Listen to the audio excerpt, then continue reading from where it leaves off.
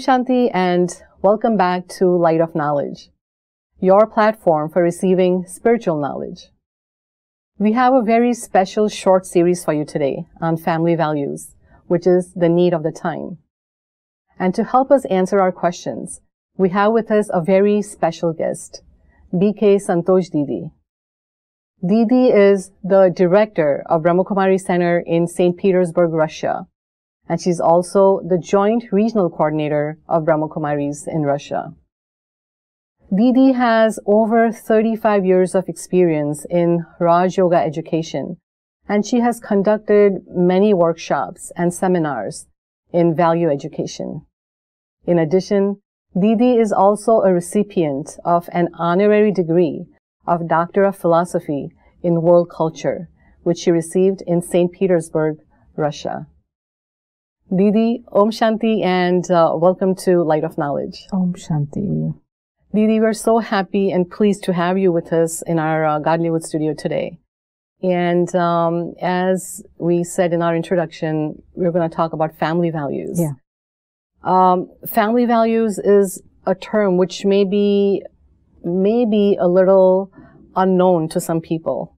So I was thinking to begin with, if we can start off with asking you, what exactly do we refer to when we say family values? First of all, I would like to congratulate you, Swati, that you had the thought, Godlywood had the thought to take this theme because India, Bharat, is considered as role model in family and family values in front of the world, at least last 100, 500 years. Mm-hmm. Of course, now situation is changing. So that is why it is necessary to bring the attention towards the family again. And family value certainly means that the things or the ingredients or the qualities or the intentions, attitude which can help the family to stay as family. Okay. And which can help to keep family a congregation or a collective of the quality relationship. That's very true. And, the thought comes to mind, you mentioned the word qualities. Are there any specific qualities or top 5 qualities or maybe your favorites that you think are important to a family? Swati, family, the word family, from the beginning through middle till end. Love first, love second, love third, love fourth. Fifth, love, and love. Very nice, yes. Because without love, there is no family. Mm-hmm. And this is the love which takes the form of care and, releases the life in the family, the new energy in the family. And this is the love which takes the form of understanding and acceptance and creates harmony. Okay. And this is the love which takes the form of maybe tolerance and maybe forgiveness. Okay. And helps to protect people and keep them together. So love from the beginning through the middle till end. This is my experience. Very nicely said, because like you said, if you have love, then all the other qualities will follow. Yeah. Like tolerance, acceptance, forgiveness, understanding. Rather, love is the seed for all these qualities, because if you want to behave in a certain way which influences positively in the life of others, you can't do it unless you have genuine love for the people, or at least as human being. So that is why love throughout. Love goes all the way. Yeah. That's very true. Now, if we were to ask, when you say family, we're looking at a nuclear family picture where you have your husband, wife, and your 1 or 2 children. Yeah. What role do parents play in the life of a child in implementing the family values and also making sure that the child concedes? Actually, you and me are sitting here because we had family. Right. And society is there. Everything which is happening is happening because we all could have a place, a shelter, and the guiding parents, grandparents with us. So nuclear family itself, when we say nucleus, it means the power. It means the strength. Correct. When it surrounds you, you have a space of learning and growth, former years of life. And if a seed has not been given enough of care and water, here it means attention. Correct. And then it can't fully grow up. Right. And if I have not received this kind of sustenance in my beginning years of life, 15 years, 16 years, then rest part of my life, I just keep spending in struggle to understand, what should I do? Where should I go? Or keep asking to this person or to this person, tell me please how I can be successful, which business I should do. Parents play the role of like guiding angels, the stars who show you the light, how you should be going. So they are everything in those beginning years of life. I remember reading, actually, somebody suggested that parents can actually sit down with their children and make a list of family values. Now, to me, this is one aspect of that. And to me, another aspect is where parents, in themselves, they have these values and they are role models. So the children will automatically pick up the family values as you go. So which one of these two is a better scenario? Actually, you see, now every human being is in a stage, in that kind of mental stage, that they won't do anything after you say them if you yourself are not doing that. So whether it is a family through blood relationship, or it's a group of people working together, or it is some political party, or it's a religious group, when they say you doing something, they follow it instantly. So the family in which the seniors, of course, first, because juniors will always look to seniors. So if seniors show what they want their children to do, then it is not difficult to, take family into one common direction. Otherwise, we keep on discussing because I am not doing what I am saying. For example, I want my children to be obedient, but at the same time, I know that I don't want to obey my wife or my own father, or I don't want to do the things as people are saying me. So how can I expect children? So therefore, I think that this is not just in terms of family relationship, but in the whole world. If you want others to do something, you can say them only after you do it yourself. That's the only and only way. And especially in this scenario where children do look up to their parents a lot, and when they see their parents doing a certain thing a certain way, then they're automatically going to follow. Actually, this brings me back to another question. Is it really important to reinforce family values? Because I remember when I was growing up, we didn't sit down and my parents didn't say like this, you have to do this. How important is it to really talk about family values in a family, or is it necessary to like say, okay, we are going to implement this family value now? Actually, as I said, that we want to see cooperation in the family. We want to see that people, members of the family, should respect each other. We want to see that they should be able to agree on different kinds of options in terms of the food, dress, cleaning, or different activities. So these are different values. But how that can be done if there is no experience of love for each other? And if I remember my childhood, that was certainly love in the form of a space of peace in the mind. Because we were not having that kind of rush or a big number of desires to have more and more. So this desire of more and more of everything in the heart of every member of the family has taken away that moisture of, kind, gentle love. It has made people more selfish. Right.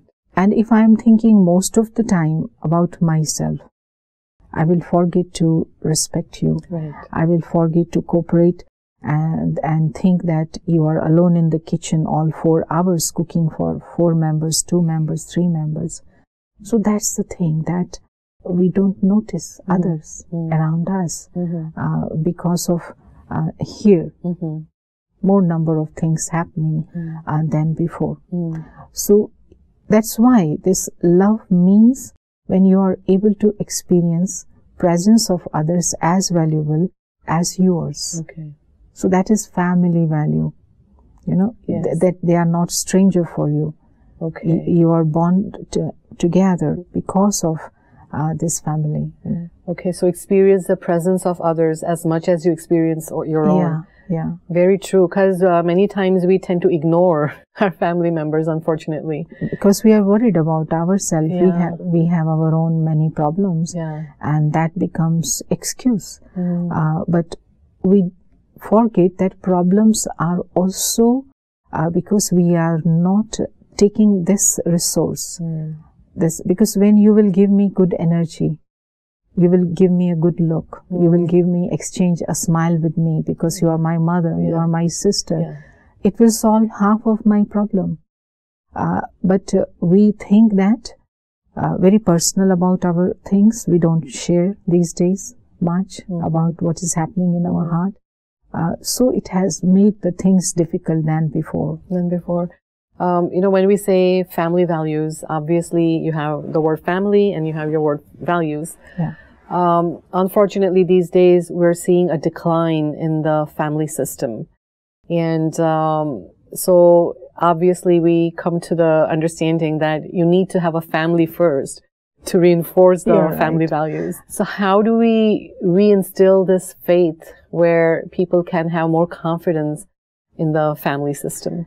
I understand what you want to say, that you will have values in the family if you will have family first. Right. Yes. Right. And if people don't want family at all, while you are talking about this, I'm remembering one of my interview which I had to give in Russian television. Invited me as, of course, Rajyoga teacher, director of the center, which is teaching family values, but also as a person from India, as a sister from India. Because they had in their mind, because of movies which they would see last 60 years, that how those movies show family values. How people are together, 20, 30 people celebrating Diwali, Holi, dancing, and there is a mother waiting for children to feed. So those movies made them to think that India is a wonderland where everything is fine. There is a mother waiting at home. There are very loyal and beautiful wives and very good sisters. So let us invite a person from India and ask the secret. And the very first question which I was asked was this, that please tell why the people now are losing the faith in living together as family. They are friends, they stay with each other, they help each other, but they don't want to be a family. Right. What has gone wrong? Or what is the fear that they have? So, you see, on one hand, I know that the same things are happening everywhere and here in India also. And what I see as one of the biggest reason is that we are afraid. We are afraid to face the differences which the personality of other people have. And we have forgotten the basics, which maybe somehow they were being given to us with spoons and in soup together, that your brother is like this, no, don't worry. You are good, mama loves you, father loves brother also. So the thing is that this basic realization that we all are unique. And any kind of effort or desire to make other like me, or any kind of thing to change other will be just a fault. And it will be a failure, because why you and I am here is because we are unique. Otherwise, what I will be doing here? If we are alike, then you one on the planet is sufficient. So this realization, and somehow we have forgotten to understand that even if you want very much, you can't make others behave as you wish, and things cannot be perfect all the time around you, you know, that, oh, I want you to sit like this, I want you to do like this in this way, I don't want you make noise while eating. So these all things. So intolerance towards different personalities. And another thing is, now we have become a bit more fragile. When people, you know, out as the name of love, they use us, you know, or they abuse us. Because you love me, so you can say me anything. Or if you love me, you can come late home every day and you don't bother that what I am doing here, sitting here. So this love, this kind of love. So what I can say, being Rajyoga teacher and being myself the practitioner of Rajyoga, that a good understanding, a new understanding of difference between love, attachment, and sensuous pleasure life, which is, you know, having you have confidence. Oh, I love you so much. You see, I have brought flowers for you. I bring jewelry for you. I bring dress for you. So only jewelry, dress, and flowers are no more the things which can keep you as family. You know, you can get it from anywhere, from the boss and from your friends. This kind of bondage, which comes when you know that other one, for other one feels you and does not ignore what you are thinking, and is able to respect and change whatever is needed that time. So people are not ready for that now. You know, what you said makes a lot of sense, because there is fear, and then there is lack of tolerance. You know, people don't respect each other as much. So all these factors have contributed to the breakdown of the family system, unfortunately. When you are speaking breakdown of the family system cannot be broken down. It's we are not using it, so it's not working. It's unfunctional. We are not touching this family system. System is there very well. That's very true. But we are not using it in order to, you know, make our life easy. Make our life accomplished. So everybody is doing separate struggle for them. They have multiplied their labor. And as if we are repeating the things, you also are busy in earning the money, and then you also need to have some separate space for rest. Another person also. All are busy in earning money, and then all have to separate for some time in the year to get relaxed. What is that? So in comparison to that, previously even one member would earn, and all were happy because they have time to meet and eat together. The house is clean, and dresses are clean, and because, you know, we now think that this sitting and eating and meeting is a trivial matter. But this energy of love keeps you healthy. And how much time and energy and money you save if you are healthy? You need less money. And then this kind of atmosphere keeps your house free from obstacle which comes in the form of misunderstandings or unacceptance. Because you meet and you can just open out, and economically you save. Then everyone won't love to go in a separate car to some place. You can all wait each other and go together. And the husband and wife, if both are professionals, both will compete with each other. So what would be your message to, our viewers out there to have a more cohesive family unit? You see, competition is result of not just when they become husband and wife. This is as if in the air from very childhood, from the schools. You see the number system and the grade system in the education, and from there only all girls and boys craving to get 90% marks. When I studied in school and university, getting above 60 was enough. And now they get above 90. It's still not enough. It's absolutely not. They should get 99. And if they have 99, still they think, oh, why one less?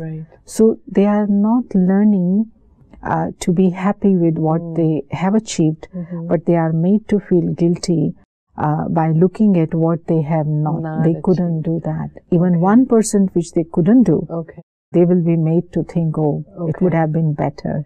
So that has become the trend now, is to go for more and more and not be satisfied with what you have. I think of you as the one with grades and with your, salary or with your certificates or scholarship, whatever you get. So at that time, I forget to see you as a thinking being, as a conscient entity. So consciousness who is capable to make my life alive. Life will happen when you, conscious being, and I will be able to do things together. Because if I have enough of furniture and a big kitchen, sofas, television, they are not going to make my life. Life is when there is someone who thinks, who feels, who talks, who understands. This has to enter into the families now, understanding of the self. So, Didi, you mentioned understanding the self, and that seems to be a very important factor in bringing the family together. We will continue this conversation in the next episode, and we would definitely love to have you back with us in our studio again so we can talk to you about this in more detail. Sure. Thank you. Thank you. Didi brought up some very important issues today. The one recipe for having the family as a cohesive family unit is love. Love, love, and love that goes all the way from the beginning to the middle to the end. With these beautiful words, we would really like to thank you for watching us. And we look forward to seeing you again in our next episode, where we will continue this discussion. Until then, take care and Om Shanti.